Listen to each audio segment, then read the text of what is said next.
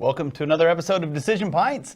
Today our featured guest is Jonathan Brendefur of Developing Mathematical Thinking Institute of the Boise State University and many other things. We are talking over a pint of Snake River Brewing's Extra Pale Ale and look forward to the conversation. Cheers. Cheers. Yeah. That's pretty good. It's a good beer. So this is a show about making things happen and the people who do it.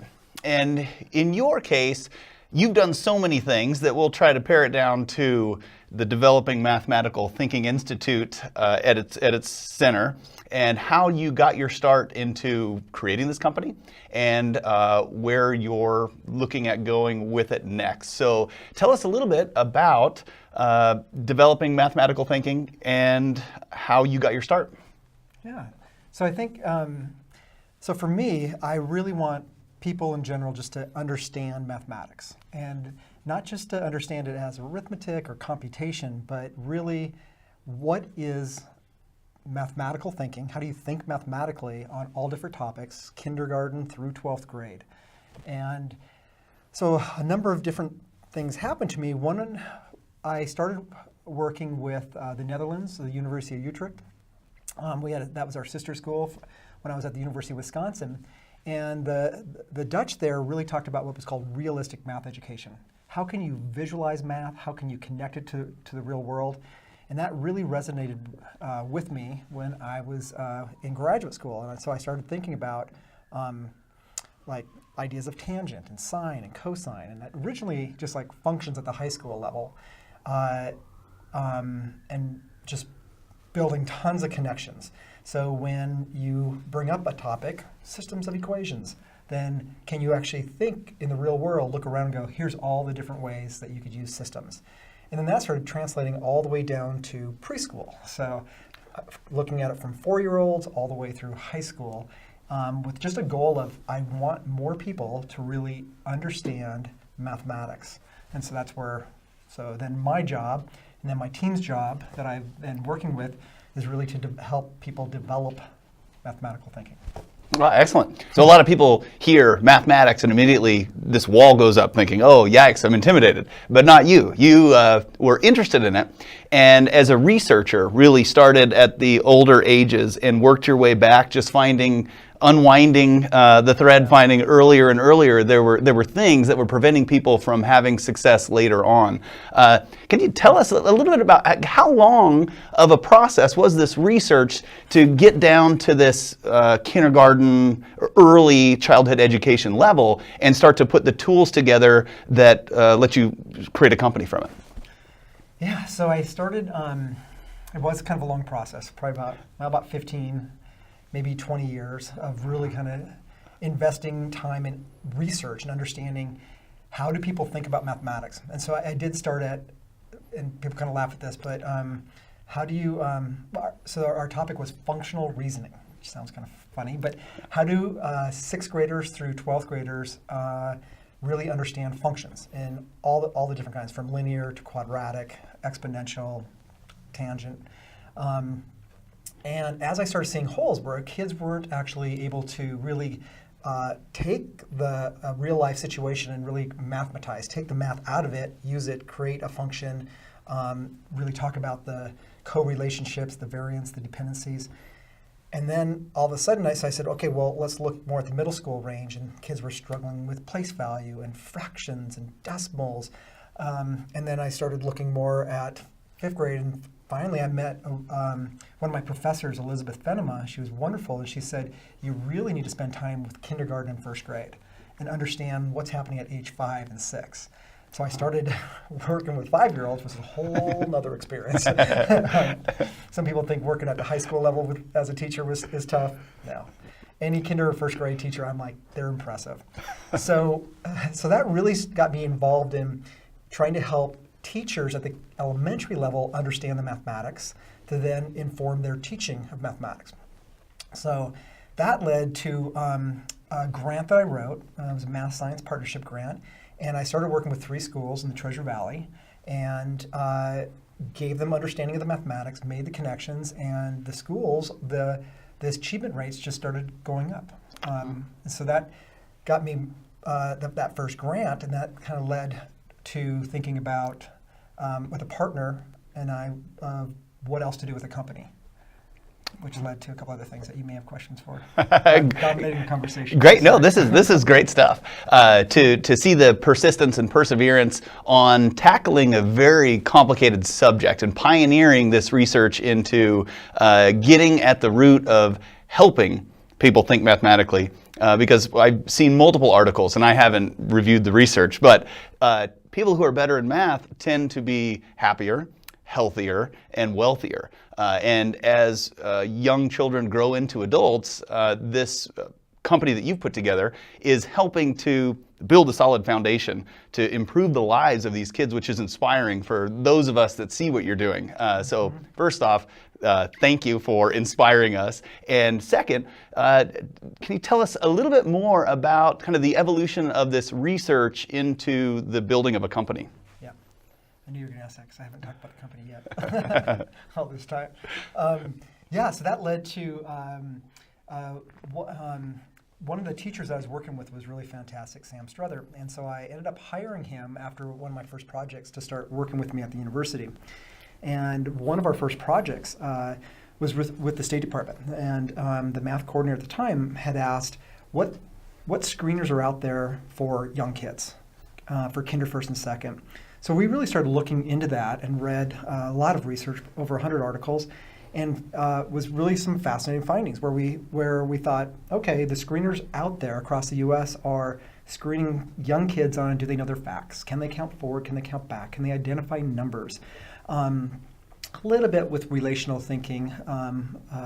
It's simple as does 3 plus 4 equal 5 plus 2? Can you look at those relationships?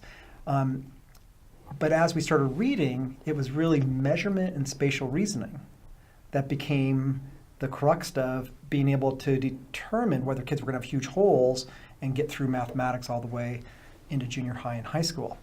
And so then we started looking across, again, for screeners across the United States, and we weren't seeing them. So we said, well, let's start developing one. So we developed a paper pencil one, and then a colleague of mine out in Washington said, I'm running a company, I've got some programmers, let's actually build it online. And so that's where we actually formed the company. He and I formed Developing Mathematical Thinking Institute. And so then that kind of started that first push into just looking at the assessment and trying to work with schools. And we got a grant to really work on that as well. Then that's led to then creating more resources and just kind of building up from that K2 through K6, K8, kind of expanding. And we also then do a lot of professional development, working with teachers out in the classrooms. Wow, how exciting. And so you're intervening and helping to measure and find opportunities to improve the education of the kids, but then it's actually not quite that easy because it's really teaching the teachers about these fundamental principles and how to isolate the areas that a student needs further instruction in and give them the activities and then follow through with making sure that they are improving. So can you talk a little bit about maybe some of the difficulties that you've run into as you've gone through? So a lot of element, for good or bad, I guess. A lot of elementary teachers elementary teachers go into teaching usually because they're focused on reading and getting kids to read. So mathematics isn't always, trying to say that nicely, isn't always their main focus. And so then we do go into schools and really work on how do you teach geometry, how do you teach measurement, how do you teach number better so that we can really get those kids to understand the mathematics, talk mathematically, and then build that foundation all the way up. And so it is a struggle where we have to really work with teachers to get a lot of content knowledge and then also pedagogical knowledge, the knowledge to actually teach. So if a kid doesn't understand fractions or place value, what is it? What types of tasks do I actually give them?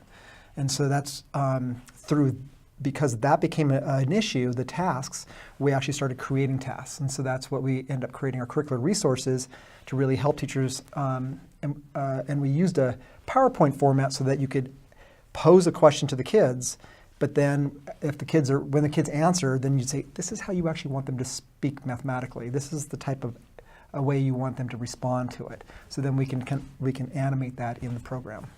That's fascinating. So as you went through and started developing the curricular resources, were there existing models that you built from, or did you do a lot of independent pioneering into putting those lessons and items together?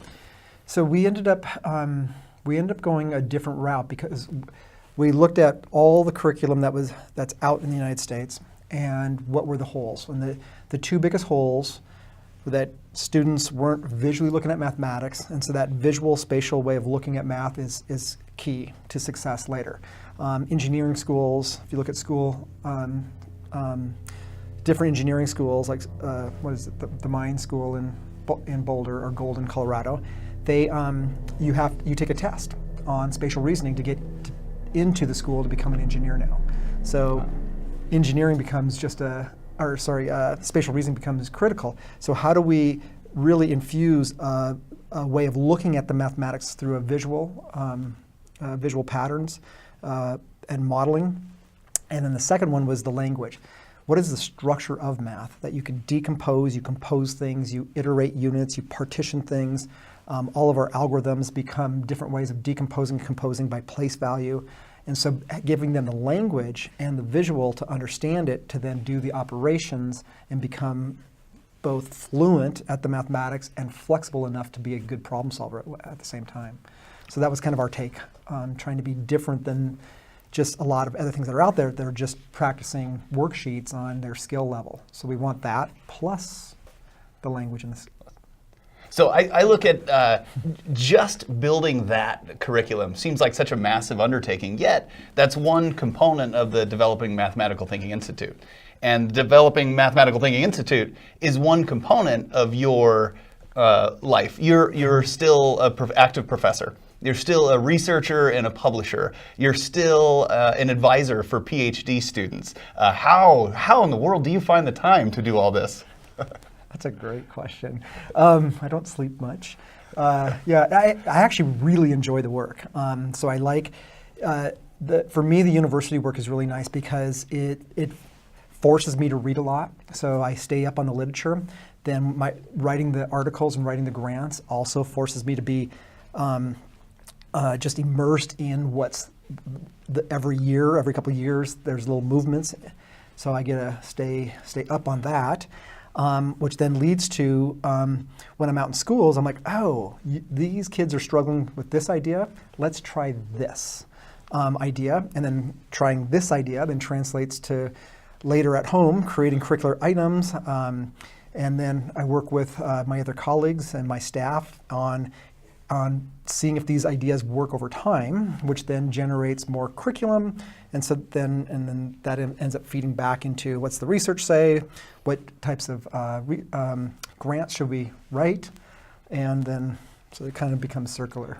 So half my time's over here at the university level, and the other half is building all the company stuff. The companies has so many other features though too, there's a lot of other components that I had no idea about.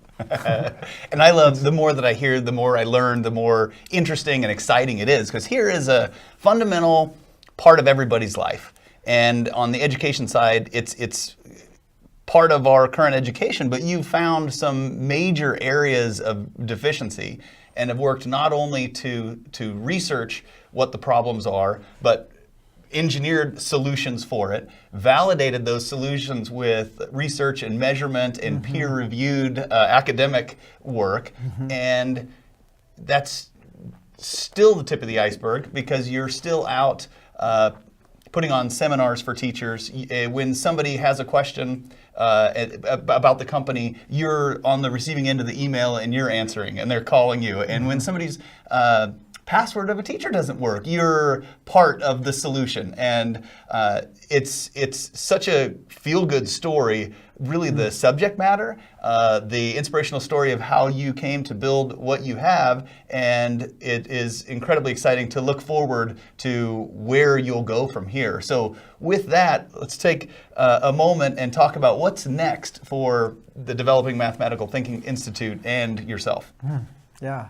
So I like being at the university. That really keeps me grounded, working in the schools with the research. So I like that component. For the DMTI Inc. for the business, it's exciting. We're moving to really work with more schools. We like to work with schools that are Title I, schools that have are in poverty, where there's not always teachers with math degrees, or that have just a lot of instructional issues. And so we like to work with schools like that. So we want to keep building that. Really want to increase the type of resources. So we're moving away from workbooks and curriculum that's always on the page. So now we can do it electronically, where students can have notebooks and journals. And so that's actually frees up a lot of money for schools. Instead of spending so much on these curriculum adoptions, it's much easier, and we can actually modify the curriculum quickly and get it back out to teachers. So that's pretty exciting. And then also moving toward creating another set of assessments. So we have the primary math assessment for the K2 level. We also want to build a 3, 4, 5. So how do we really key in on holes that kids have at the 3rd grade, 4th grade, and 5th grade, so we can help that aspect. And then we want to start moving to doing more apps, so kids can actually get more practice at some really key ideas that they don't get practice with. And a lot of that is the measurement and geometry type of items. And then kind of moving out toward parents now too, and seeing if maybe that's a way that we can generate more excitement. More parents can start getting involved, getting their students to really understand the mathematics. That's incredibly exciting and impactful and benefiting the world in a positive way. It's an honor to have you here with us today on Decision Pints. Thank you so much. Thank you. Thank you to everybody that tuned in. Thank you, David and 360 Immersive. Look forward to seeing you again soon. Thank you.